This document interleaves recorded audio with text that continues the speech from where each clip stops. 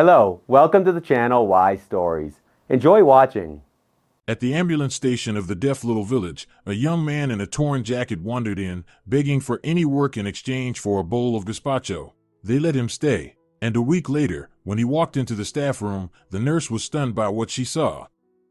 "Grandma, why don't you wash your hand?" 6-year-old Aureliano watched with curiosity as his grandmother Carmen, back from the clinic, first of all took a little bottle of iodine from the cupboard and drew an invisible line around her wrist. "This, my grandson, is a boundary, so that no stranger's sickness sneaks into our home." She ruffled his dark hair and smiled, making the little wrinkles around her eyes gather like sun rays. "Of course I'll wash my hands. But for now, Aurelianito, run to the tree and bring me 5 guavas. We'll make jam." The boy tumbled off the porch and dashed into the garden, where the guavas were already filling with juice under the August sun. His grandfather Salvador had planted those trees back in '46, when he returned from the war. "For every fallen comrade a tree of life," he used to say, though Aureliano knew him only from stories. The war in the jungle hadn't killed his grandfather, but it had broken something inside. He lived on until 1980, and then passed quietly in his sleep. The garden rustled with leaves, smelled of ripe fruit and dry grass. Aureliano climbed a wide-branched tree, where among the dark green foliage tiny fruits were hiding his grandmother's favorite treat. From the top of the tree he could see all of La Esperanza, houses with carved balconies, the colorful patchwork of gardens, the plantation beyond the village, and the blue ribbon of the river. In the pocket of his shorts lay a treasure, a smooth twig, carved by his grandfather with strange patterns and the initials S.M. Salvador Montero. He had given it to his grandson shortly before his death. "Keep it, Aureliano. It holds the strength of our family. A tree remembers those who planted it." "Aureliano, get down. Why are you perched there like a parrot?" came the voice of Fabricio Vargas, the neighbor boy. "Let's go to the river. The fish are biting like crazy." "I can't. I'm picking fruit for Grandma," Aureliano shouted back, though the temptation was great. "Wait 5 minutes." At home, Carmen was working her magic over a basin of guavas, sprinkling them with sugar. Her hand, covered with fine wrinkles and bulging veins, gently stirred the future jam with a wooden spoon. "Grandma, can I run to the river with Fabricio?" "Just for a little while," Aureliano burst out of breath. Grandmother adjusted her gray braid pinned at the back of her head and peered over her old-fashioned metal-rimmed glasses. "And your lessons?" "September's around the corner. All done. Honest to goodness." "Well, go then. But be back by lunchtime. Isidoro is supposed to come by. His legs been bothering him."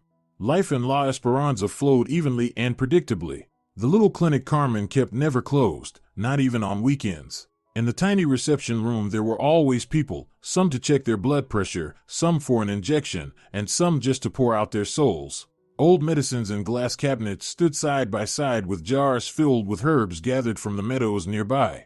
"Carmen, give me some mixture," old Isidoro would say, tapping his homemade cane on the floor. "Why go to the hospital? Buses rarely run these days." "Isidoro, you don't need a potion, you need surgery," Carmen would answer strictly, adjusting her glasses. "I'll call the city and make arrangements." "Nonsense. The city. They'll smother me there for sure." Aureliano's mother, Soledad, came to the village when he was just a year old. She arrived with a university diploma and fresh ideas. Under her leadership the local cultural center bloomed, a folk theater, a library, Friday film club. The older folk shook their heads, but the youth flocked in. "Aureliano, come here, help me lay out the posters," his mother would call to him in the evenings. "We're showing a Mexican film tonight." He loved those evenings at the center, the rattling projector, the smell of dusty curtains, the creak of wooden chairs. The shining eyes of local women, who for 2 hours were transported into another world of big cities, elegant dresses, and great love. As for who his father was, his mother never spoke. To all his questions she answered the same. "When you grow up, you'll decide for yourself whether to look for him or not." One day, rummaging through the books in the cupboard, Aureliano found an old envelope with a photograph of a young officer in full dress uniform. On the back was an inscription, "Soledad. Forever yours, X." The boy showed his find to his mother. She turned pale, snatched the photograph, and hid it so well that he never saw it again. That evening Soledad sat for a long time on the porch, staring at the stars, and in the morning her eyes were red from tears. But Aureliano didn't ask much. His grandmother and mother were enough for him. 2 women, 2 pillars of his childhood world replaced everyone else. Everything changed in '92. The local cooperative farm collapsed like a house of cards. The manager vanished. Rumors said he had gone to the capital. Machinery rusted in the yards. Cow sheets stood empty. The sewing factory on the outskirts closed, leaving half the village without work. Soledad, what are we going to do? The women asked at meetings in the cultural center. The men have started drinking. The children have nothing to eat. We must hold on, Soledad answered firmly, though confusion showed in her eyes. I won't let them close the library. Culture is the last thing we have left. Aureliano was 12 then. He already understood that something irreversible was happening. Boys from his class left one after another with their parents for the city. The village school shut down. Too few children remained. They had to travel 7 kilometers to the next settlement. New faces also appeared in La Esperanza, rich men in black SUVs and the first imported cars. They bought up land for next to nothing, promising mountains of gold. One of them, in a flashy jacket and with a gold chain around his neck, once came to Carmen. Sell your house, mother. I'll give you good money. You can move to the city, he boomed, glancing around the old walls. You, young man, should take a look at the cemetery, Grandma calmly replied. For generations of my family lie there. Do you want to buy them too? The man left empty-handed, but the cultural center was sold all the same. Soledad wept when slot machines were installed in the former auditorium.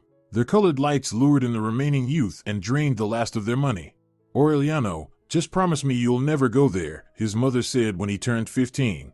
It's far worse than alcohol. He promised, and he kept his word.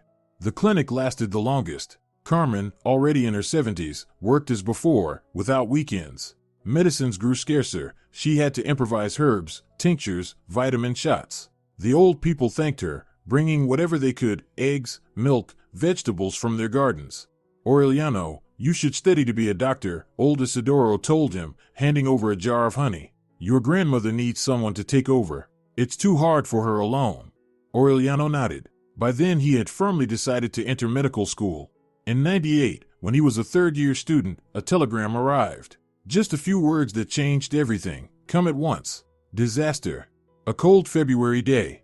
The frozen earth at the cemetery resisted taking in 2 coffins. Carmen and Soledad had been poisoned by a faulty stove the night after the clinic was officially shut down. Your grandmother worked her very last day, sobbed neighbor Casilda. The order came close. It is unnecessary. That evening they stoked the fire harder than usual. The cold was fierce. Aureliano stood gripping the iron fence, feeling neither cold nor fatigue. Only emptiness inside. The phone call 2 days earlier now seemed like a dream.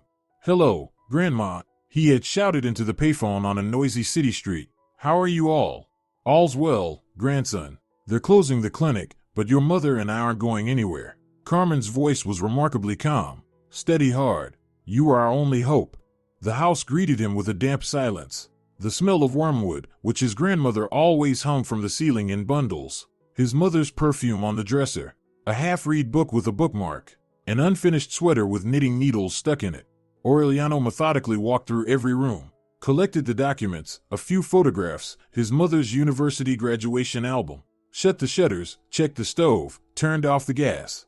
Last of all, he took down from the wall the portrait of his grandfather in military uniform. Forgive me, grandfather. I couldn't protect them. He gave the house keys to Casilda.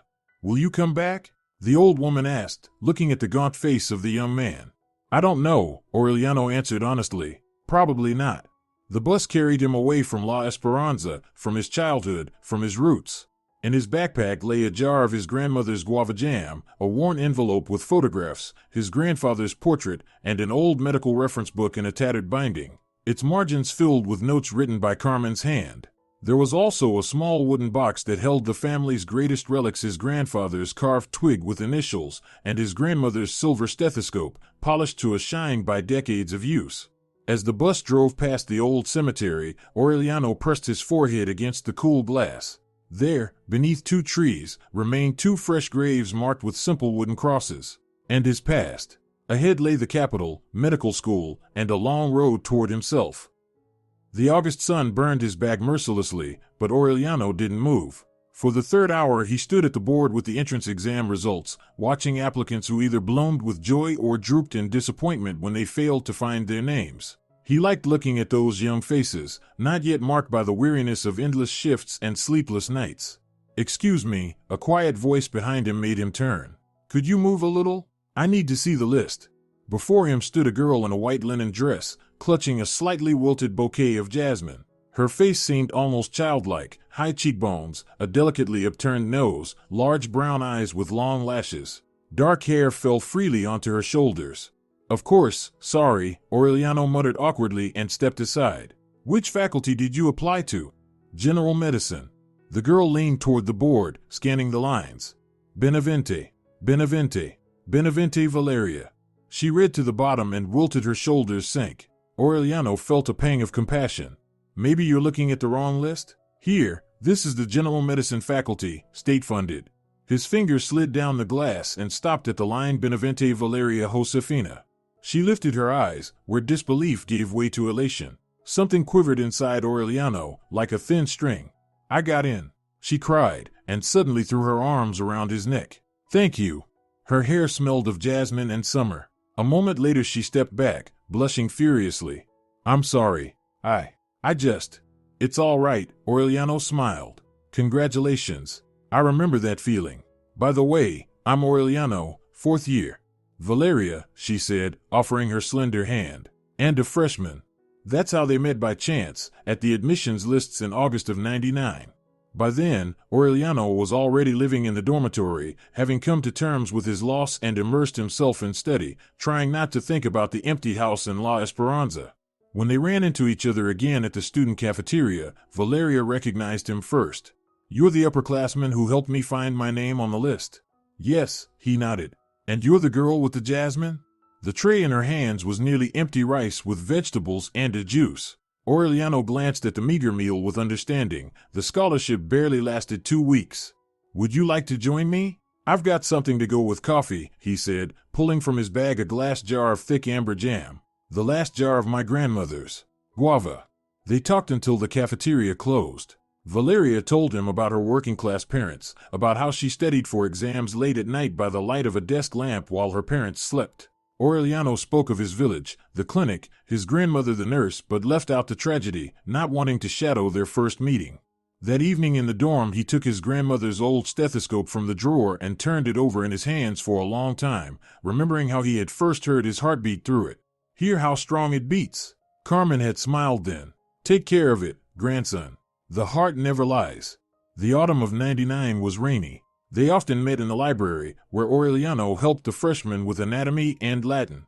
I always mix up these muscle attachments, Valeria frowned, staring at the atlas. How do you remember them? Mnemonic rules, Aureliano explained patiently, enjoying the closeness of the girl. In winter, he invited her to the movies. Titanic was playing in the city's central cinema, one of the last screenings before the old building was closed for renovation. It's so romantic and so sad, Valeria whispered as the hero froze in the icy water. Her fingers involuntarily clutched Aureliano's hand. After the screening, they wandered for a long time through the snowy streets. At the Central Park, Valeria slipped on an icy path. Aureliano caught her, and their lips suddenly met. Their first kiss was awkward, teeth bumped, noses got in the way. They laughed, standing there in the rain, while the streetlights shone down on them with a knowing glow. Their relationship developed slowly, without haste. Aureliano never rushed things, cherishing every moment beside Valeria. In spring they often walked through the city park, where the blossoming trees reminded him of the garden in La Esperanza. I'm so happy with you, Valeria said once, as they sat on a bench under a shower of white petals. You're not like the others. You don't try to. Well, you understand. Aureliano did understand. At the university there were rumors about professors who offered special conditions to female students in exchange for favors. He knew several girls who accepted, and never judged. Everyone survived as best they could. When he finally told Valeria about the tragedy in La Esperanza, she cried, holding him close. Poor thing. How did you survive it? By work and study, he answered simply. I had to keep moving forward. By 2004, their bond had grown strong enough that they decided to rent a small one-room apartment near the hospital where Aureliano was doing his dermatology internship. Valeria was already in her 5th year, with graduation and her placement ahead. Let's get married this summer, Aureliano suggested one evening, as they sat in the kitchen over coffee and sandwiches. After your graduation. Valeria's face lit up. She threw her arms around his neck. Yes, I've dreamed of this. They made plans, spoke of the future. Aureliano more and more often thought about returning to his homeland. After the wedding, we could go to my province. They need doctors there, we get housing right away. To a village? Valeria tensed. But why? In the capital we have prospects, a career. In the big city there are thousands like me. But there I truly be needed. Valeria frowned but didn't argue openly. Sometimes Aureliano caught a kind of detachment in her eyes, but he put it down to the exhaustion of study. When Valeria began her practicum at the same hospital where Aureliano worked, he noticed odd reactions among colleagues. Nurses whispered behind his back, some doctors exchanged meaningful looks. Is something wrong? He once asked Alba, an older nurse he trusted. Nothing's wrong, Aureliano, nothing at all, she said, avoiding his eyes. Your fiancée is a beauty, that's all. People can't help but stare. He accepted the explanation, though a worm of doubt gnawed inside. That period Valeria often stayed late on duty, coming home tired, distant. She answered questions reluctantly. The practicum is tough, there's so much to manage. May of 2005 was hot. 3 days remained before filing their marriage application. Returning from his shift earlier than usual, Aureliano decided to surprise Valeria and bought theater tickets. The staff room greeted him with dim light and muffled sounds. Aureliano froze on the threshold, unable to believe his eyes. Valeria sat on the table, legs wrapped around Leopoldo's waist. His hand was under her coat, her fingers were buried in his gray hair. Aureliano. She recoiled, hastily fixing her clothes. It's not what you think. And what should I think? His voice sounded strangely calm, though inside everything seethed. Listen, colleague. Leopoldo began, but Aureliano cut him off. I'm not your colleague. Not yet. They stepped into the corridor. Valeria looked not so much guilty as annoyed. Why are you making a scene? I'm not your wife yet. How long has this been going on? What does it matter? She shrugged. You know how hard it is to pass certain subjects. Leopoldo helps with exams, arranges the placements. And how many such benefactors have you had? She looked at him defiantly. Enough not to fail a single session. Did you really think a provincial girl from a little town could just get top grades for nothing? I thought you loved me, he said softly, almost in a whisper. I do, she suddenly replied, and something alive flickered in her eyes. Truly, I do. But you don't understand. You're still dreaming about your little village, about rural medicine. And I want a normal life. A car, an apartment, the chance to travel. And for that you're willing to sleep with anyone who can give it to you? Her hand flew up sharply, and the slap burned his cheek. Aureliano didn't move. Goodbye, Valeria. He turned and walked away down the long hospital corridor. That night he spent in the tourist hotel, a faceless building with thin walls and noisy neighbors. For 3 days after the breakup with Valeria, he drifted on autopilot, as if something inside him had broken, and now he watched life through a fogged glass. No pain, no rage, only emptiness. Listen, Aureliano, Nicholas took a gulp of beer, leaving a foamy trace on his upper lip. I have to tell you something. About your Valeria. Something flickered in Aureliano's eyes, but he stayed silent, staring at the wet rings left by mugs on the dark wooden table. I knew, Nicholas exhaled, nervously drumming his fingers on his knee. Not everything, of course, but I suspected. Rosita, my younger sister, she's in the same class with her. Said your fiancé. Well, let's say her success isn't only thanks to her studies. Aureliano slowly raised his eyes. There was no surprise in them, only weariness. And you kept quiet? What would you have done in my place? Nicholas spread his hands. Told my friend his fiancée was sleeping around with half the faculty? You two were planning a wedding, weren't you? We were, Aureliano echoed, and in that simple word lay all the bitterness of betrayed hopes. I'm sorry, my friend, Nicholas lowered his head guiltily. I thought maybe it was rumors, maybe slander. Envy, you know, can be cruel. They fell silent. At a nearby table someone argued about football. From the speakers drifted an unobtrusive tune from the 90s. I understand, Nicholas, Aureliano finally said. It's not your fault. I just didn't want to see what was obvious. A heavy pause hung in the air. Nicholas drained his beer and set the mug down firmly. Listen, I didn't call you here just for that. I have something else. Remember I told you about my aunt, Clarabelle? She's a deputy in the provincial health department. Well, they have a vacancy chief physician at the ambulance station in the village of San Miguel. It's such a remote place nobody wants to go. I told her about you, about your rural background. Me, a chief physician?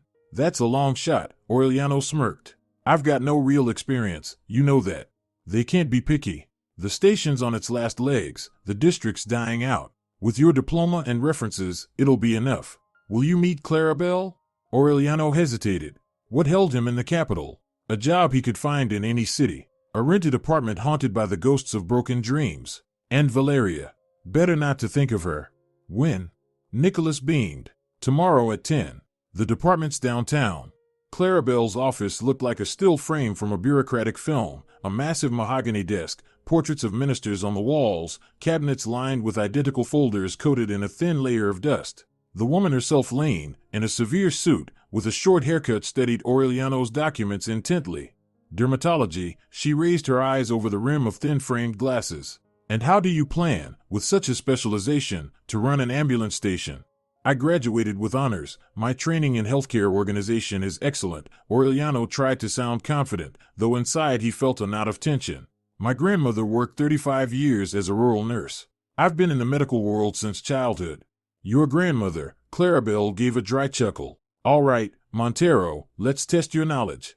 The next hour turned into a true exam. She peppered him with questions, response time regulations for ambulance crews, staffing charts, procedures for procuring medications, ministry orders on first aid. Aureliano held on, though at times he felt he was treading on thin ice. Not bad, Clarabelle finally concluded, leaning back in her chair. For a young specialist, quite good. Tell me honestly, Montero, why do you want this? Young, promising, from the capital. Why take charge of a dying station in a forgotten village? Aureliano held her steady gaze.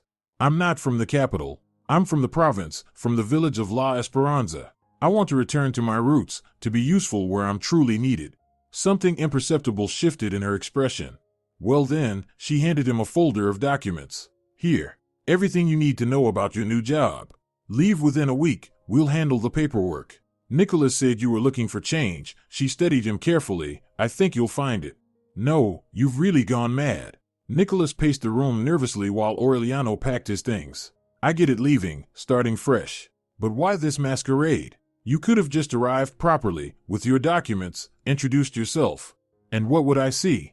Aureliano carefully placed a photo album into his backpack. Forced smiles, obsequiousness, a show? You said yourself the staff there is difficult. Chaos has piled up for years. I did, Nicholas admitted, flopping onto the bed. But not to this extent. To come disguised as a tramp begging for work? They might just throw you out on the street. Or they might show their true faces. Aureliano zipped the backpack shut. I want to see people without masks, you understand? How they treat someone beneath them in status, someone in need of help. Nicholas shook his head. You're a schemer, Montero. All right, let's hit the second-hand shop, since you're set on this. We'll make a vagrant out of you. The thrift store smelled of mothballs and other people's fates. They picked out a worn jacket with sagging pockets, a knitted cap with a stretched band, and battered boots with peeling toes. Colorful, Nicholas smirked, looking over his transformed friend. A true intellectual vagrant. It'll do, Aureliano said, glancing at his reflection in the cloudy fitting room mirror. A gaunt man with sunken eyes and 3 days stubble stared back. Acting wouldn't take much effort, he was already barely holding together. The bus groaned and rattled along the broken road. Aureliano sat by the window, watching bleak landscapes slide past, fields, groves, abandoned villages with sagging houses. Once, life had flourished here. Beside him settled an elderly woman with a checkered bag. She smelled of dill and earth. Visiting relatives, son? She asked, eyeing his crumpled appearance. Something like that, Aureliano answered evasively. I'm coming from my garden. Planted cucumbers, radishes, she sighed. The pension's small, you can't live without a garden. And you, do you have work? I'm looking, he replied honestly. Times are hard, the woman nodded. In the 90s we thought any moment now, life would get better. And look how it turned out. Factories shut down, villages emptied. A few rows ahead, a young woman rocked a crying baby. Hush, Miguelito, hush. We'll be there soon, Papa will meet us. Do you have family in San Miguel? Aureliano asked his neighbor. Yes, my husband works at the sawmill, she said without looking up from the child. The only enterprise still alive. And you, who are you going to? Looking for work. In San Miguel? She lifted surprised eyes. Even the shops are closing. All the young people have left. The bus, creaking, conquered kilometer after kilometer. Aureliano looked out the window, thinking of what awaited him. He felt no fear, only a piercing sense of nostalgia and a strange resolve. It was as if he were not traveling to a foreign, unknown settlement, but returning home to La Esperanza, to where his roots lay. San Miguel greeted them at sunset. The bus, belching a cloud of black smoke, stopped on a dusty square. Aureliano stepped out, looking around. The village looked like a ghost of itself, shabby 5-story buildings with broken windows, boarded-up shops, empty playgrounds with leaning swings. On the only central street there were almost no people, just a couple of teenagers on a bench by a ruined fountain, and an old man with a cane shuffling slowly down the sidewalk. A crooked sign read Esteban's Canteen. Its glowing bulb above the entrance meant the place was open. Aureliano pushed the door and went inside. He was met by the smell of fried potatoes, burnt onions, and tobacco smoke, the nostalgic aroma of simple taverns. Behind the counter stood a heavy-set man in a stained apron, apparently Esteban himself. He gave the newcomer a suspicious look. "What do you want?" he grumbled. "Something to eat." Aureliano pulled out a crumpled bill. "And maybe you know where I could spend the night?" "No hotels here." Esteban set a plate of potatoes with a slice of bread on the counter. "But Rosario on Miradores Street rents out rooms. Cheap, clean. Tell her Esteban sent you." Aureliano nodded, taking the plate. He sat at a table in the back, chewing the bland potatoes slowly. In the corner, a TV murmured some talk show where people quarreled for the audience's amusement. "Just don't get clever," Esteban suddenly said, coming closer. "I've seen plenty of drifters like you. If you steal anything from Rosario, I'll break your legs." "I'm not a thief," Aureliano replied calmly. "I'm looking for work. I've got hands and a head." Esteban snorted, but his tone softened. All right. Try the ambulance station. I heard they were looking for someone. A watchman, handyman, I forget." When night fell, Aureliano stepped outside. San Miguel had gone silent, as if lifeless. Only the wind chased scraps of newspaper across the empty square, and somewhere in the distance a dog barked. He pulled up the collar of his jacket and walked toward Miradores Street, looking for the house with the blue window frames Esteban had mentioned. Tomorrow his new life would begin. Or perhaps the masquerade of fate, in which he would have to play a strange role, the tramp who became chief doctor. But for now, on this quiet evening, he was simply a weary man looking for a roof over his head and his place in life. The old floorboards creaked under his feet as Aureliano climbed the porch. The house with blue frames stood out among the rest, well kept, with a neat front garden where petunias and nasturtiums bloomed in clusters. Behind a low picket fence were rows of dill and onions. Knocking at the door, Aureliano straightened his worn jacket. Inside, shuffling footsteps approached. "Who's there?" came a wary voice. "Good evening, Senora." Aureliano tried to speak softly, muting his city accent. "I heard you rent out a room?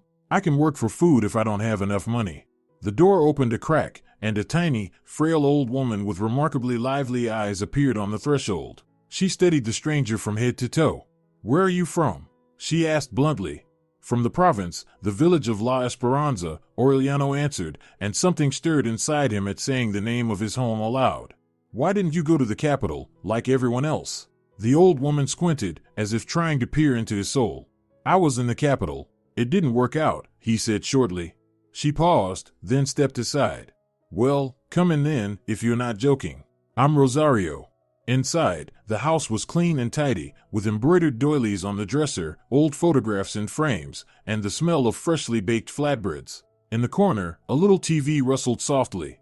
The room's 500 pesos a month. Rosario led him into a small, bright room with an iron bed, a table, and a shelf with books. "But if you help around the house, it'll be 400. The fence needs fixing, the porch mending." "Thank you. It's a good room." Aureliano glanced around at the freshly whitewashed walls. "How is it with work here? Where do you plan to go?" the landlady asked as he unpacked his meager belongings. "To the ambulance station. They said they need hands there." Rosario shook her head. "That station's barely breathing. Timoteo is holding it together, but he hasn't got the strength anymore. Lost an arm in the war, and age too." "What did you do before?" "A bit of everything," Aureliano answered evasively. "I've got hands and a head." That evening, over coffee and flatbreads, Rosario told him about the village. After graduating as a teacher, she had worked 40 years in the local primary school and remembered San Miguel very differently. There used to be life here. She stirred her coffee, the silver spoon clinking softly against the cup. The sawmill ran, the textile factory, a club, a cinema for 300 seats. On weekends we had dances, a brass band. Now only old folks and drunkards are left. Aureliano listened, unconsciously drawing parallels with his own La Esperanza. The same fate, the same slow fading into nothingness. And where did the young people go? Some to the capital, some abroad, Rosario sighed. My grandson works as a programmer in Buenos Aires. He calls me to come, but what would I do there? Here every bush, every path is familiar. Here it's not even frightening to die. In the morning Aureliano set off for the ambulance station. The one-story building, its blue paint peeling, looked more like an abandoned shed than a medical facility. The sign hung crooked, the steps were broken, weeds choked the yard. By the entrance stood a battered minibus with a faded red cross on its side. Summoning his courage, Aureliano pushed open the creaking door. In the small waiting room with shabby walls sat a stout middle-aged woman, writing something into a worn ledger. A lonely old telephone rested at the corner of her desk. "Good day," Aureliano said quietly, hunching his shoulders more than usual. "I was told there might be work here." The woman lifted her head, giving him a sharp, appraising look. "We don't need a watchman, or a janitor either." "I can do more than watch," Aureliano stepped forward. "I'm not afraid of work. Fixing things, helping out. I'll work for food if need be." "Gustavia, who's there?" From the adjoining room came a wiry man of about 48, wearing a medical coat thrown over a checkered shirt. The coat's left sleeve was neatly pinned up, the arm was gone. "Looking for work," Gustavia shrugged. "Says he'll toil for food."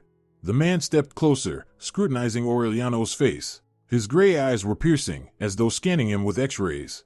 "Timoteo Alvarez," he introduced himself without extending a hand. "Acting chief physician of the station."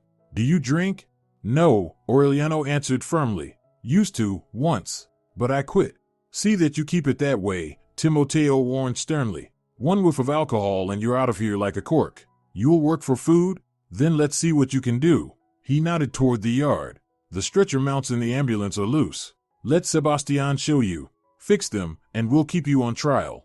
Aureliano stepped outside, where a young man in greasy overalls was tinkering with the minibus engine. "What's your name?" the young man asked, wiping his hands with a rag. "Aureliano. Just Aureliano." "Sebastian," he extended his hand. "Want me to show you where the stretcher fittings are giving trouble?" Inside the minibus, the collapsible stretcher was held by floor mounts long rattled loose from time and the jolts of rough roads. Aureliano inspected the design, recalling how he used to repair an old pickup with his grandfather. "Got tools?" Sebastian brought out a battered box of wrenches and screwdrivers. "This is our entire fortune." 2 hours later, the mounts were not only repaired but reinforced with extra metal plates Aureliano had scavenged from the station yard. "Where'd you learn that?" Sebastian asked with respect, checking the work. "Worked as a mechanic. Grew up in a village," Aureliano answered evasively. "Out there, you need your hands for everything." By midday the duty crew returned, the elderly driver, Jose, and the paramedic, Luciana. They studied the newcomer with curiosity but asked no questions. Aureliano noticed a broken radiator in the corridor and, with Timoteo's permission, set to work on it. By evening, the building was noticeably warmer. "Well, Aureliano," Timoteo stroked his mustache thoughtfully, "I see your hands really are golden. Stay for now. There's a room for the duty staff, you can sleep there. Food's the same as everyone's. Gustavia, show him around." By nightfall only the duty crew and Aureliano remained at the station. He lay on a narrow cot in the restroom, listening to the silence broken only by Luciana's footsteps in the corridor. A strange peace filled him for the first time in many months. The piercing ring of the telephone shattered the stillness. Aureliano heard Luciana answer, then hurried footsteps and a knock on the restroom door. "Jose, up. Emergency call to El Rosal. A girl with acute appendicitis." Sleep vanished in an instant. Aureliano rushed into the corridor. "How can I help? And why aren't you asleep?" the paramedic asked in surprise, hastily packing the medicine case. "All right, you can help carry the stretcher, if needed." Grunting, Jose started the old minibus. The engine coughed a few times, then came to life. Within 5 minutes they were speeding down the rutted road. Luciana explained on the way. A 24-year-old woman, Timoteo's niece, a journalist from the capital, came to visit her uncle. Pain in the right lower abdomen, nausea, fever. Classic case. The road was terrible, pothole after pothole. The minibus swayed violently, throwing Aureliano against the seat. He imagined what the patient must be feeling and his heart clenched. El Rosal greeted them with complete darkness. Electricity had been cut off for unpaid bills. At the gate of the last house stood a worried man with a kerosene lamp. In a cramped room, a pale young woman lay on the bed. By the lamplight, Aureliano saw her thin face, with large expressive eyes now clouded by pain. Cecilia, hold on, dear. Luciana gently palpated her abdomen. We'll take you right away. How far to the hospital? The girl asked through clenched teeth. 40 kilometers over these bumps, sighed the paramedic. But there's no choice, you need surgery urgently. As they lifted Cecilia onto the stretcher, Aureliano felt how light she was. She bit her lip to stifle a moan. Hold on, he said quietly, we'll make it. In the ambulance, Luciana gave her a painkiller, but on such roads it did little. At every jolt the girl shuddered. Aureliano sat beside her and, moved by an impulse, gently supported her head through the worst shocks. Thank you, she whispered faintly, looking at him with clouded eyes. You're new here? I haven't seen you before. Just passing through, he answered shortly. Save your strength, don't talk. The road seemed endless. Jose pushed the van as fast as the broken track allowed, yet each kilometer dragged on. In his mind, Aureliano counted minutes, recalling everything he knew about appendicitis. Every minute of delay increased the risk of peritonitis. At last the lights of the district hospital appeared ahead. They were already expected. Luciana had contacted them by radio. The duty surgeon, a sleepy man in a wrinkled coat, quickly examined the patient and nodded. To the operating room, immediately. Phlegmonous about to rupture. They helped transfer the girl to a gurney. At the operating room door, Cecilia gave Aureliano a weak smile. Thank you. What's your name? Aureliano, he answered, feeling a strange tremor. Get well. An hour later the surgeon came out to them with a tired smile. We made it. Another hour and it would have been peritonitis.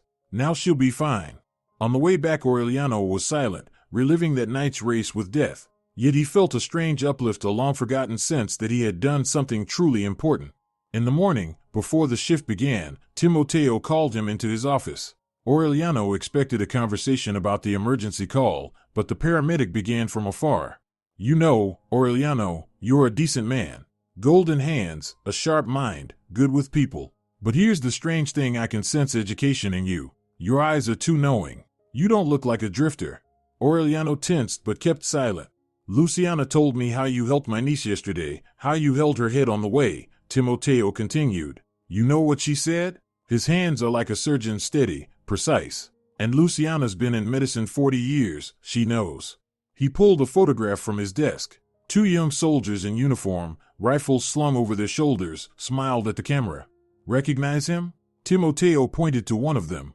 Aureliano looked closely and froze. In the photo was his grandfather Salvador Montero, so young as he had never known him. With an open gaze and a smile that made him look almost like a boy, despite the sun-bleached uniform. Beside him stood Timoteo, with both arms, worlds away from the gray-haired man who now sat across from him. Where? He began, then stopped short. I see you recognized him, Timoteo nodded. Your grandfather Salvador saved my life in the jungle. My arm was torn off, I was bleeding out. He carried me 8 kilometers on his back. And then he stepped on a mine himself. He came back, but he was never the same. He always talked about his grandson, said, I've got a boy, Aureliano, he'll go into medicine, he'll be a good doctor. Timoteo was silent for a while, as if gathering his thoughts, then suddenly asked, And your father, who was he? Salvador never said. Aureliano hesitated. I don't know. Mother never told me. Only a photograph remained. Some officer. On the back it says, Soledad. Forever yours. X. Timoteo gave him a strange look, as though about to say something, but changed his mind. He only shook his head and muttered. So that's how it is. Life. It's all a circle. Aureliano lowered his head. The masquerade had failed. I don't know why you're hiding, Timoteo went on, but I can see you are that Aureliano. The same face as your grandfather, and the same ways. And you've got a medical eye too. They sat in silence. Then Timoteo said words that made something tremble inside Aureliano. Your grandfather Salvador used to say, the main thing in our work is not to harm and never to leave anyone in trouble. I've lived by that rule all my life. Now tell me, why are you here? Aureliano raised his eyes. There was no point in lying anymore. I came to take charge of this station. Clarabelle from the health department appointed me chief physician. But before presenting myself officially, I wanted to see the staff from the inside, to understand what I'd be working with.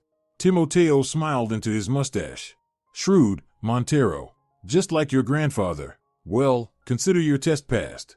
These people, he nodded toward the corridor where the voices of the new shift could be heard, are true devotees. For a pittance, with broken down equipment and no real medicine, they save lives every day. They don't need a boss, they need a comrade. Someone like you. For the first time in a long while, Aureliano felt he was exactly where he belonged. Deep inside grew the understanding that he had passed the test of authenticity, and now came the hardest part, to be worthy of these people, and of his grandfather's memory. The morning was clear and cool. Aureliano stood before the mirror in Rosario's house, tightening his tie. The dark blue suit, white shirt, polished shoes all seemed alien after days in a worn jacket and old jeans. He ran his palm over his clean-shaven cheek, and in the mirror stared back a stranger, a trim, composed man with a resolute gaze. Well then, off to a new life? Rosario peeked into the room. The night before, Aureliano had confessed everything to her. The old woman hadn't been surprised. I knew right away you weren't some drifter. Your hands are cared for, your speech is proper, and you can't hide education. Now she looked at him with a kind of maternal pride. Go, son. Truth is always worth more than a pretty lie. When Aureliano crossed the threshold of the station, silence fell. Gustavia, the duty nurse, froze with a cup in hand. Sebastian, tinkering with the ambulance outside, stared wide-eyed. Only Timoteo, standing by the call log, nodded knowingly. Gather everyone in the staff room. Time to lay the cards on the table. 10 minutes later, the entire staff of the station, 3 paramedics, 2 drivers, a nurse, and the cleaning woman crowded into the shabby little room. Aureliano stood before them, his heart pounding in his throat. My name is Aureliano Montero, he began, forcing his voice to stay steady. I've been appointed chief physician of this station. But before officially taking the post, I wanted to know who I'd be working with. Not the version shown to officials, but the real life of this station. That's why I appeared here disguised as a vagrant looking for work. A heavy silence filled the room. Luciana shook her head in disbelief. Sebastian whistled under his breath. I know it looks like deceit, Aureliano continued, and I apologize. But believe me, I never meant to humiliate or test anyone. I wanted to see people without masks. And I did. He looked around at their faces. In these days I've learned one thing: you perform the impossible. Without equipment, with a crumbling vehicle, on miserable wages, you save lives. Such selflessness you won't find in the capital's clinics. And I want to be part of this team, not a boss above you, but a comrade, working with you to bring the station back to life. Bring it back? The cleaner Clementina suddenly spoke up, a woman with a stern face and work-worn hands. It'll be shut down anyway. They've been closing it for 6 years already. They won't close it, Aureliano answered firmly. We won't let it happen. On that I give you my word. I don't quite get it, Jose frowned, tugging at his gray mustache. What's a young city doctor doing out here in our backwater? Doesn't make sense. Aureliano took a deep breath. I'm not from the city. I was born in the village of La Esperanza, 40 kilometers from here. My grandmother, Carmen, worked as a paramedic her whole life. My grandfather fought alongside Timoteo. Carmen, Luciana suddenly brightened. Always wore that little blue kerchief, right? Spoke at the district seminars? I remember her. That woman had golden hands. Yes, that was her, Aureliano said, and for the first time he smiled with genuine warmth. The others began to soften, glancing at one another, whispering. I'll say this, Timoteo rose from his chair. I don't care how a man introduces himself. I judge by deeds, not words. And Aureliano Montero's deeds are solid. He fixed the stretcher mounts, didn't he? He got the heating running, didn't he? He helped save my Cecilia the other night, sat beside her, held her head so it wouldn't jolt on the bumps. That's the measure of a man. Everything else just husk. He looked each one in the eye. I vote we accept Montero as our new chief physician. Those in favor raise your hand. One by one, every hand went up. Even Clementina, the skeptical cleaner, hesitated but finally lifted hers. Then it settled, Timoteo nodded. And now, by tradition, coffee with biscuits. Gustavia, bring the samovar.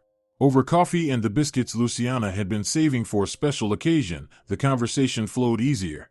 Aureliano heard about the station's troubles firsthand, the equipment that broke down constantly, the lack of medicine, the winter mornings spent digging a path through snow for half a day just to reach a distant village. Remember, Timoteo, when we pulled Uncle Seraphin out of the ice hole? Jose chuckled, lost in memory. The van got stuck, and we were wrapping chains on the wheels for half an hour. How could I forget? Timoteo laughed. Then David brought us a quarter bottle of brandy. Only we didn't drink it not allowed on duty. He got offended, thought we were turning our noses up at him.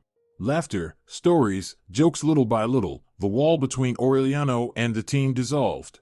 That evening, Aureliano walked slowly around the station yard, placing his palm against the old tree by the fence. How many generations of doctors had passed by this tree? From his pocket he drew a small branch he had brought from La Esperanza. Finding a bare patch of earth near the entrance, he borrowed a shovel from the watchman and carefully dug a hole. "What are you planting, Doctor?" Timoteo asked, coming closer. "A piece of home," Aureliano answered simply, lowering the branch into the soil. "Guava. The very same from my grandmother's garden." Timoteo nodded with understanding. "A fine thing. Let it grow. Folks say, where a tree takes root, so will a man." August was hot, but for Aureliano it passed in a blur, endless trips, meetings, letters. The station needed radical change, but they could rely only on themselves. His first step was to go to Clarabelle and ask for more funding. "Montero, I warned you," the official shook her head. "This district lives on subsidies. There's no money. I can spare 15,000 pesos for medicine, and even that's borrowed against the next quarter."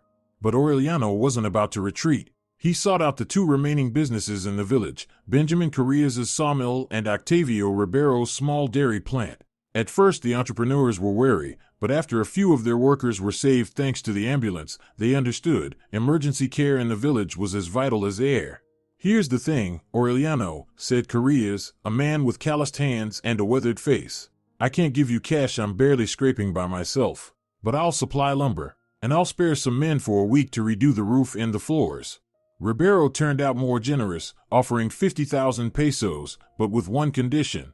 "Get that ambulance fixed properly. My mother lives in the district center, has blood pressure problems. 40 kilometers of potholes, anything could happen."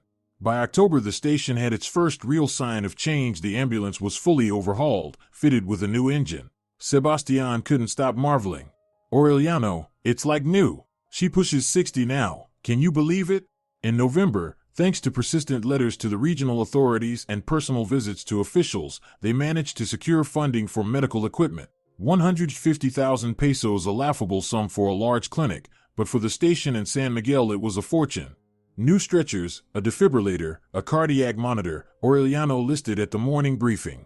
And most importantly, a ventilator. "Now we'll equip one vehicle as a mini intensive care unit." "Timoteo, didn't you say that last year 2 patients with heart attacks didn't make it?" "That's right, Aureliano," the paramedic nodded. "Both died before we reached the district center. With this machine, they could have been saved. Then we'll save them. This year already." The station building itself was also gradually transforming. The roof was replaced, the walls leveled and painted light blue. The staff arranged a small flower bed in front of the entrance. Clementina brought rose bushes from her own garden. Luciana planted tulips. "If only they'd fix the roads too," Jose sighed. "As it is, the patient can die on the way from all that shaking." And Aureliano took on the roads. He wrote to the regional highway service, attended officials' receptions, knocked on every door. When that didn't help, he went to the local newspaper, the San Miguel Herald. The editor-in-chief, an older man with a smoker's rasp, listened and shook his head. Who would dare print such a thing? Criticizing the authorities is asking for trouble. Then don't criticize the authorities, Aureliano suggested. Write about the people. About a paramedic with 30 years of service wading through knee-deep mud at night because the ambulance got stuck. About the child with pneumonia who, during the last thaw, had to be carried 3 kilometers in someone's arms to reach asphalt. Isn't that what newspapers are for? The article came out and caused a stir. Then came a second, a third. People started talking, petitions to the regional government gathered signatures. And, miracle of miracles, by spring the repair of the main road connecting San Miguel with the district center had begun. Aureliano looked out from the window of his service apartment at the snow-covered streets of the village. New Year's Eve, 2006. Outside, a soft rain was falling. 6 months had passed since he came to San Miguel, 6 months of struggle, hopes, disappointments, and small victories. He had settled into the 2-room apartment at the station, modest, but cozy. On the walls hung family photographs. On the table stood his grandfather's portrait and his grandmother's stethoscope, framed in wood. He had bought a used '98 SUV, indispensable in these parts. And a month ago Koki appeared, a shaggy mongrel he had picked up on the road during a call. Skinny, soaked, with a broken paw, a drifter, just like Aureliano himself had pretended to be not so long ago. Now Koki, fed and healed, dozed by the radiator, twitching his paws in sleep. Outside, evening was falling, and the lights in the village windows flickered on. It seemed as if the place itself was slowly coming back to life after years of decline. The phone rang on New Year's Eve. The lines were always busy with greetings. Montero speaking, Aureliano answered out of habit. Aureliano, hello, came the familiar voice of Clarabelle. Happy New Year, and I have good news. The region has allocated 2 new ambulances for you. File the papers after the holidays. And also, she hesitated. Thank you for your work. I've seen the recent reports. Such progress in 6 months is rare. Aureliano smiled. New ambulances meant more than just metal. They meant lives that could now be saved. Evening walks with the dog had become a kind of ritual for him. He would circle the village, greet the locals, check in on lonely elders. Gradually, people got used to the young doctor. They began greeting him first, inviting him for coffee, sharing their troubles. Aureliano called Abuela Dolores from the last house on the street. Come in, take my blood pressure. My head's been spinning. Doctor, retired Sergeant Felipe would wink conspiratorially, stop by for a shot of coffee. My back's acting up. He no longer felt like a stranger. Here, among these simple people, these snowy streets and crooked houses, he had found what the capital never gave him: a sense of being needed, the feeling that every step mattered. The wounds left by Valeria's betrayal were slowly healing. Sometimes he remembered her without bitterness, almost with gratitude. If it hadn't been for that incident in the staff room, he would never have ended up here, never have found his true path. A phone call interrupted his thoughts. Aureliano? Timoteo's voice came through the receiver. Happy New Year. Listen, my niece Cecilia is here from the capital. She insists I invite you. Says she wants to thank you in person. Will you come? Aureliano smiled. Of course, Timoteo. I'll be there in half an hour. He hung up and walked to the window. New Year's lights were flickering on in the village, modest, but so warm in the frosty darkness. Ahead lay the new year, new plans, new hopes. And somewhere deep inside a timid feeling was stirring that life was only just beginning. A July afternoon in 2021 poured gold over the asphalt as a minivan with the logo of the regional TV station pulled up to the ambulance station. 16 years had passed since Aureliano Montero had first stepped through the doors of that building in a shabby jacket with sagging pockets. Now in its place stood a modern 2-story facility with an emergency department, a training center, and a garage for 5 ambulances, not counting the intensive care unit vehicle, the station's pride. Aureliano watched the journalist's arrival from his office window. Time had changed him. His naturally dark hair was now almost entirely gray, fine lines fanned out from his eyes, and in his posture there was a quiet confidence of a man who knew his place in life. 43 years old, an age of maturity and experience for someone who faced daily how fragile the boundary between life and death could be. The San Miguel station had long ceased to be an ordinary rural emergency unit. Articles were written about it in medical journals. Colleagues from neighboring provinces came to learn from their methods. In 2015, he was awarded the title of Distinguished Physician. The health minister himself handed him the medal. But Aureliano considered his true achievement not the honors, but the lives saved. Over the years, they numbered in the thousands, from newborn infants to centenarians. Every grateful handshake, every hard-won sigh of relief at a patient's bedside meant more to him than any official praise. He remembered how it had all begun: the old minibus, empty medicine cabinets, a crumbling building. How hard it was to secure funding, find sponsors, build new facilities. The fire season of 2010, when forest blazes choked the region with smoke and crews worked to exhaustion, saving elderly villagers from suffocation. The floods of 2013, when they reached cut-off hamlets by boat. That 15-year road was paved not only with roses but with thorns. The last year had been the hardest of all. The coronavirus pandemic swept through the backcountry suddenly, like an April snowstorm. No one was prepared, not the federal centers, much less the rural hospitals. Ventilators, oxygen concentrators were scarce, protective equipment even more so. Aureliano remembered the day they brought in the first confirmed COVID patient, an elderly math teacher from a nearby village. Oxygen saturation at 82, struggling to breathe, dry cough. They had just received a shipment of oxygen tanks, and the station had only one ventilator. How many nights had they spent at his bedside before they managed to stabilize him and transfer him to the regional hospital? And then the wave grew, like spring floodwaters. First dozens, then hundreds. People suffocated in their homes, refused to believe in the disease until it was too late. Entire families died in village houses. Medics collapsed from exhaustion, working around the clock. In November 2020, Aureliano himself fell ill. Fever near 40, breathless, more than 60% lung involvement. 2 weeks on the edge between life and death, 4 drips, oxygen mask. While he lay in the hospital, Timoteo, despite his age, took command of the station. "Don't be a fool, Timoteo," Aureliano rasped in a rare phone call when he had enough strength to speak. "You can't risk yourself." "And who can, then?" The old man shot back. "You lie there and get your strength back. Your turn will come." And he did come back, gaunt, hollow-eyed, but with the same resolve. Back into the fight. "Enough, Aureliano," Timoteo had said then, slowly taking off his worn coat with its patched pocket. "I've fought my battles. Now it's your turn to raise the young ones." In the simple words there was not only fatigue, but also the deep dignity of a man who knew the value of his labor. The scars on his single arm bore witness to several lives lived in one: the Jungle War, the turbulent 90s, the struggle for rural medicine's survival, and now the fight with COVID.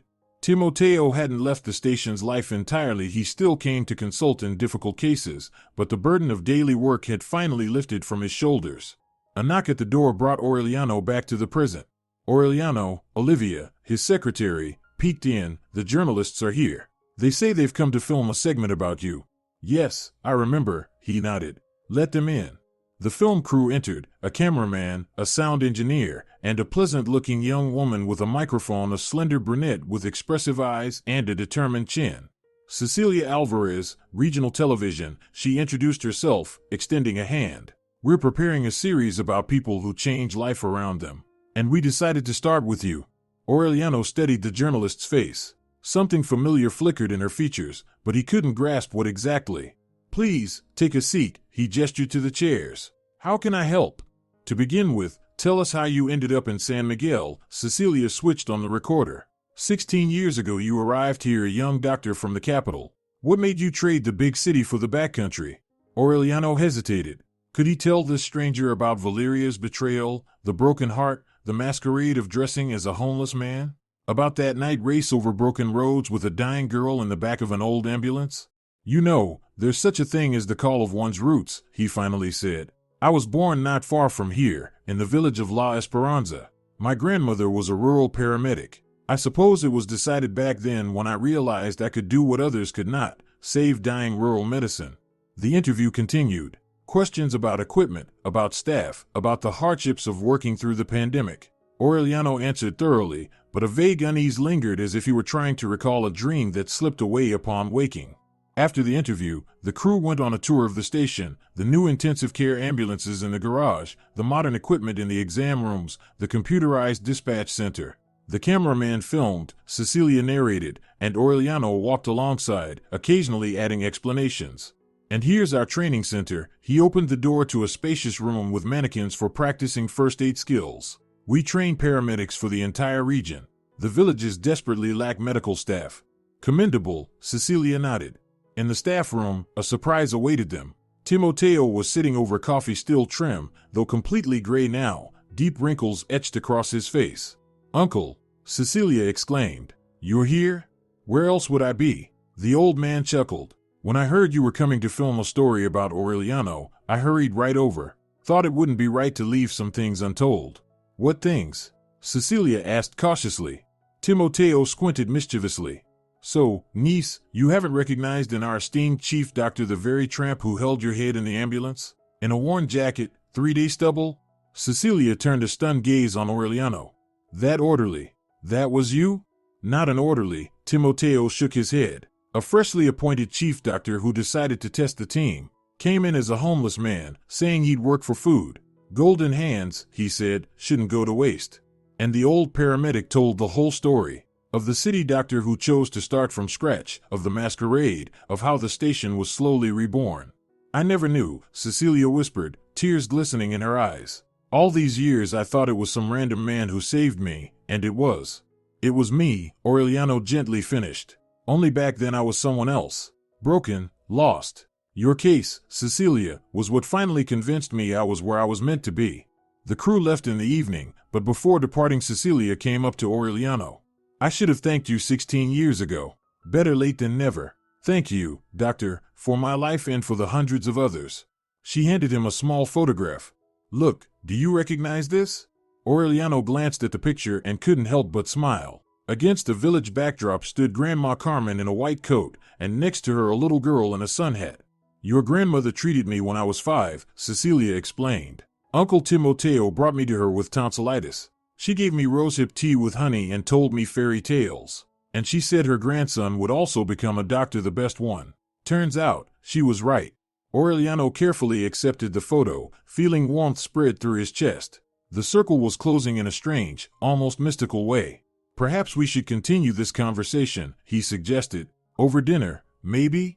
Cecilia hesitated for a moment, then smiled. "Gladly, Dr. Montero."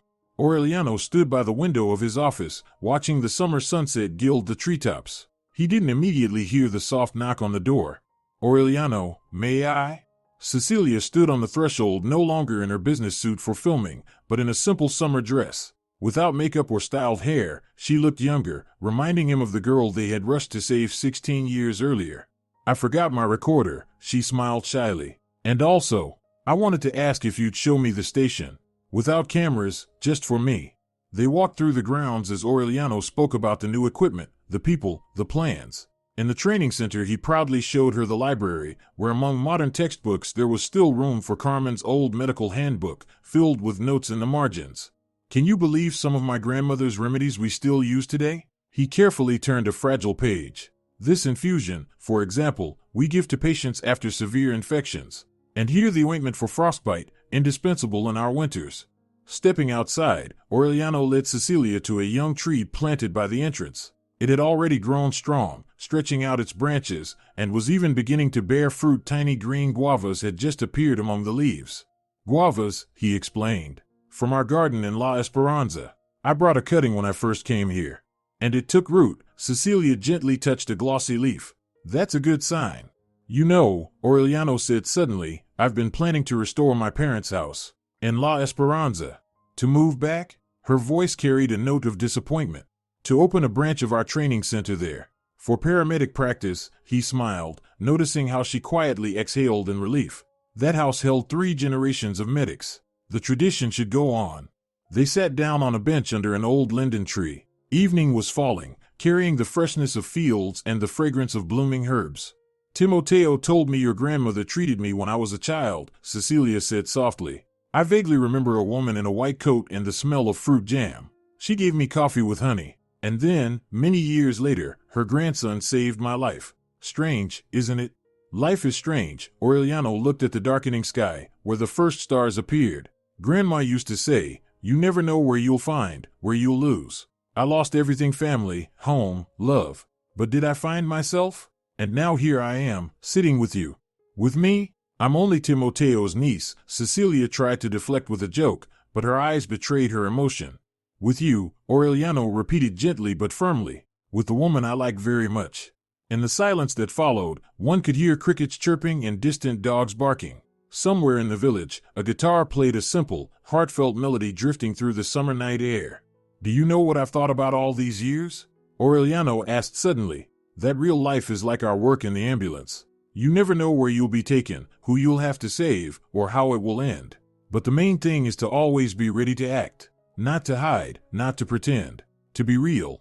Cecilia turned to him. "And you succeeded. You are real." Their hands met on the bench, whether by chance or intent, it no longer mattered. At that moment Aureliano felt the last shards of the past release their grip on his heart. "I used to think loss was the end," he said quietly. "But now I understand that sometimes it's the beginning of a new road." Cecilia gently squeezed his hand. "I think your grandmother would be proud of you. And your grandfather too. And my mother," Aureliano added. "You know, when I think of them, they're always near, as if they never left." Dusk thickened. They sat in silence, savoring the quiet and the slow flow of time. At last Aureliano rose and offered his hand. "Shall I walk you to the hotel?" "Gladly." Cecilia stood up. "But first." She fell silent, took a step forward, and lightly brushed his cheek with her lips. "That's for saving me. 16 years ago." Then, after a pause, she kissed him on the lips. "And this?" "Simply because I want to." A few days later the television piece aired. It was filmed with warmth and empathy, showing not just the work of the station, but the human story of rebirth of medicine, of the village, and of Aureliano himself. The phone rang nonstop from early morning colleagues, acquaintances, grateful patients calling. Toward evening came a knock at the apartment door. Cecilia stood there with a small backpack and a shy smile. "I was offered the position of bureau chief for regional television in your district," she said instead of a greeting. "I'll be shooting a series on rural medicine. A serious project." Aureliano let her in. "And where are you planning to live?" "That's exactly what I wanted to discuss." She put her backpack on the floor. "They told me housing is scarce here, and the hotel." "Calling it a hotel is generous," Aureliano smiled. 2 rooms above Esteban's diner. Thin walls, noisy neighbors. Their eyes met, and a pause followed, filled with the unspoken. "If I read the situation correctly," Aureliano took a step toward her, "the chief doctor of the emergency station has a rather spacious apartment. I think it would be improper to occupy the living space of a medical director." Cecilia's eyes sparkled mischievously. "What would people say?" "That a regional TV journalist set her sights on the local doctor." Aureliano gently took her hand. "And that the doctor doesn't object?" She laughed. "What about the fact that the doctor set his sights on the journalist?" "That happened 16 years ago, in the back of an old ambulance," he replied softly, "when I held a patient's head with appendicitis and thought only of one thing: how to get her there in time." The morning after the broadcast, another phone call came. "Aureliano? This is Elena from La Esperanza. You probably don't remember me. I taught primary school when you were little." The woman spoke hurriedly, nervously. "I saw the program about you. The whole village watched. We just got cable recently, even internet. That's why I'm calling. My neighbor's son, Fabricio Vargas, watched it and got so inspired. He says, 'I want to be like Aureliano, become a medic.' He's planning to apply to medical school. So Fabricio asked me to find out, could you take the boy for practice when the time comes? He's capable, but there's no one to guide him." A week later, in the morning mail, among the official envelopes, there was one written in lined school paper, signed in neat handwriting. "Dear Aureliano, my name is Maximiliano Vargas, son of Fabricio Vargas, your neighbor from La Esperanza. I'm 17 years old, just graduated from school this year, and I plan to apply to medical university. Yesterday I saw the program about you on regional television and I couldn't not write. Our family returned to La Esperanza 5 years ago. My father decided to restore our grandfather's house. I often hear stories from him about you, how you went fishing on the river together, how you climbed trees. When I saw the program, I realized I want to follow in your footsteps. In La Esperanza there is now again a small medical outpost, but no doctor. I dream of studying and then returning here, just as you did for your San Miguel. I would be grateful if you agreed to become my mentor. Respectfully, Maximiliano." Aureliano read the letter several times, feeling a lump rise in his throat. La Esperanza. His father's house. The guava garden planted by his grandfather.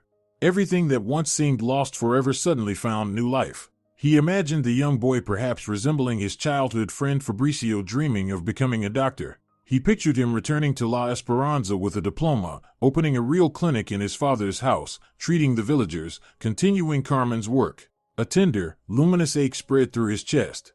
The circle had closed.